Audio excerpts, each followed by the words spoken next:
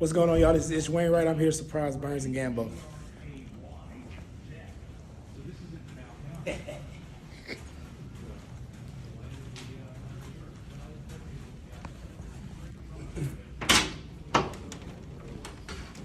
Good. I don't know which one. It's our favorite co-host. It's our favorite co-host. What's up, Oh man? my God! It's our co-host. It's I'm coming. the You Burns Gambo of this show. I'm over here about to knock on the room door. Come on in. All right, we've been doing this a long time, you and me, Gambo. This is super cool. I'm so excited about this because we've had this running joke with our off the court with the Suns player that we've had Ish Wainright on so many times that he's practically going to be a co-host of the show. So we had no idea who our Suns player guest was this week. And I'm like, do we have a guest or not? In through the door, there he is. Ish Wainright joining us in studio. And it was your idea. It was my idea. This is your idea to join us in studio. Welcome. Thank you. Thank you for having me again now and you know, in the flesh. You know, it's no more on the phone. But no, I told you I want to be a co-host. Yeah, listen, when the playing career is over, we hope you play a long time. I mean, this isn't a bad way to make a living, my friend. It just sucks. My voice is going. I've been yelling and stuff, trying to be a quarterback on the court. And on the bench, but you know. Yeah, here you got to talk. You can't lose your voice. I've lost my 4 hours. You got to talk for 4 hours. 4 hours? Sometimes I 4 and a half. That. Hold on, I quit. 4.5. Yeah. And it was the shortest radio career in the history of the medium. There's good perks though. Like there's some good perks. Yeah. So honest quote, when did you get the idea to just come in and do this? After the last interview. Okay. Yeah, You said I got to go in with those guys. I went to practice the next day. I told Cole, I said, hey, I think I'm gonna just go in there and just see if I can actually, like, you know, just surprise them and just pop up there. Because the last time we had you on, we were like, man, this is like, it felt like every month we're talking to Ish. I'll see y'all next week. And we love our conversations, yeah, but it's like, all right, talk to you guys next week, right? Yeah, that's so cool. First of all, let's test them for a second. So if you're a talk show host right now, what are you talking about? I'm talking about playoffs. I'm talking about tonight's game against the play-in games. They're starting tonight. Give me right. The Lakers, Minnesota. What are you thinking there? Lakers. I say that because, I mean, but give me some reasons why. Give me you're a talk show host now. It's going to be a good game. I will say that. Even without Gobert? Even without Gobert. McDaniels? And also even without other big fella. Cat? Oh, no, Naz Reid. So somebody made I was just watching TV. Somebody made a good point. A scared dog is dangerous in the corner.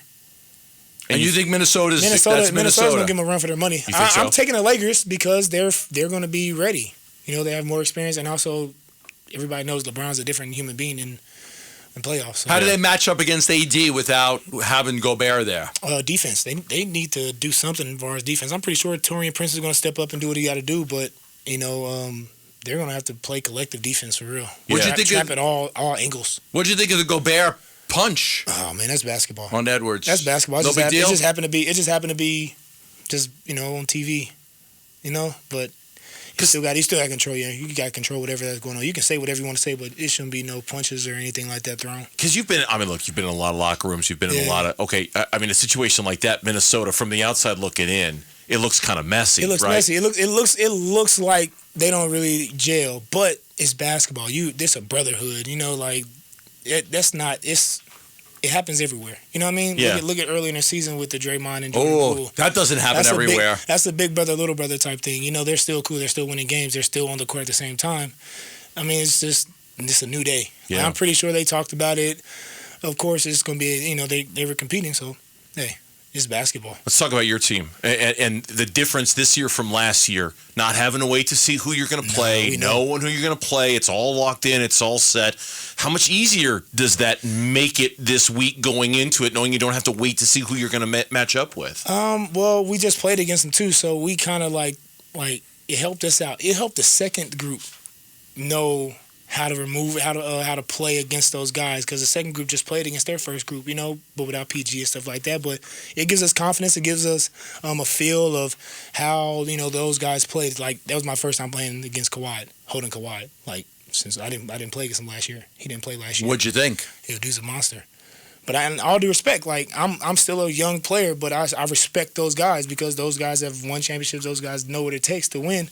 But I mean, we're prepared. We're going to be prepared. We have practice tomorrow. Guys are in the gym. They have been in the gym. No matter if they were like sitting and, you know, resting and stuff like that, or, you know, they were in the gym.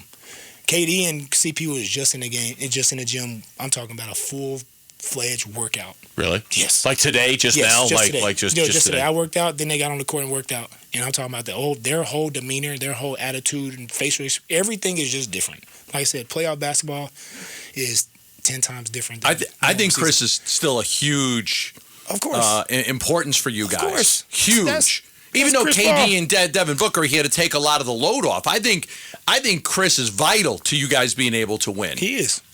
Everybody's going to. I mean, that's CP is a point guard. He knows basketball more than everybody else on this earth, probably.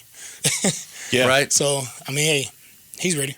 Yeah, and he's going to be the glue guy, right? Yes. He's going to hold it all together. Yes. But I've liked how these open shots he's going to get because he's going to get open shots, right? I keep calling him a spot up shooter now. Yeah. Does he like that? Does he like being called a spot up shooter? He's okay with it. He's okay with it. Because I got to imagine. I mean, his whole career, he's like pass, always looking for a better shot. You are the best shot, right? I mean, there are going to be times in this series, in this whole playoffs, where Chris Paul that's the best shot you can take right there. That's the best shot you're going to get. He's going to pull the trigger on that, right? Yes. Damn, when you play with those guys, I mean, have you had any contested three-pointers? No. Last game, yeah. No, but again, the Laker game I did. I think I had like 1 or 2. I was like over 7, but that was last game. But most of your threes are wide open in this offense. They make it so easy. Like when KD's first game, I think was Josh had 25 points, and like he had like how many catch and shoot threes? 7. So was he it had 7? He was like 7 for like 8 or 9 or something. Like he looked at us and he was like, "That was the easiest." It's wide open. Like they make it so everybody knows that. Everybody that plays the game knows you add certain players to a team, it makes the game much easier. Is there a reluctance for you guys, the bench guys? Like KD and Chris start the fourth quarter, second quarter, right? Is there a reluctance to shoot the ball when you're playing with guys like that? They tell us shoot the ball. They do. They tell you to shoot. What KD almost put me in a headlock the other day and said, "Bro, you can't cock the trigger and not pull it." I said, Really? "I got you. My fault, bro. I'm sorry." He was upset with you for not shooting. Yes, he was upset with me. It was a fast break too. And so, me, I'm so used to seeing those guys pull up, and I'm like, okay, when I get in this game, I know what to do. I know not to shoot certain shots. Right. And him and Book, like, I thought they were going to beat me up or something. They were like, bro, you can't cock the trigger and not pull it. Shoot the ball. I said, I got you. So these guys are encouraging you to shoot. And that's one thing that helps us out as a second group and everyone else. Like, they want us to shoot. They're like, shoot the ball.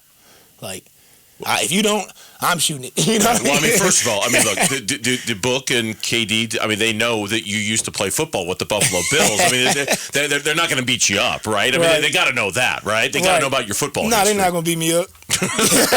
All right, so something we've been talking about, Ish Wainright joining us in studio here, something we've been talking about is that Kevin Durant, like this experiment, you've only had him for 8 games. Like there just hasn't been only 8 games. I feel like he even 8 games all season. Yeah, I mean, 8 games. He's played 8 games. How unique is that going into the playoffs? Good. We need 16, right? 16 more wins. games. Yeah, You need 16 wins, not games. It feels like he's been with us all season. Like it's just that vibe to the team. Like him and Mont are close. Him, KD, Book, they are all close. Like if it's nothing new, So he brings a different demeanor to the team, and it's fun. How do you prevent what happened last year to happening this year? New Orleans, they wore you guys down. They won did. 2 games. Alvarado on Chris. Ingram was a monster. CJ. You get to Dallas, you win the first 2 easy, and then they make these adjustments. I remember talking to Jay Kidd about it, and even Dudley, like the things that they did with Maxey and Dorian Finney-Smith, daring Chris to shoot, hanging back a little bit. Like they made the adjustments, and you guys didn't really counter. You end up losing the series. How do you make sure that doesn't happen this year? I'm pretty sure Mont's going to put us in that position. He's going to adjust. We're all going to adjust. We're going to see things on the court that we can take advantage of or things like that. But like I said, KD has a different demeanor to the team. Like if Chris doesn't see, if CP doesn't see anything, Book doesn't see anything, KD might see something. Shoot, DA's going to see something. J.O.'s going to see something. Terrence Ross is going to see. We have guys that it's a different team than last year. It's a 10 times different team. Everybody knows that.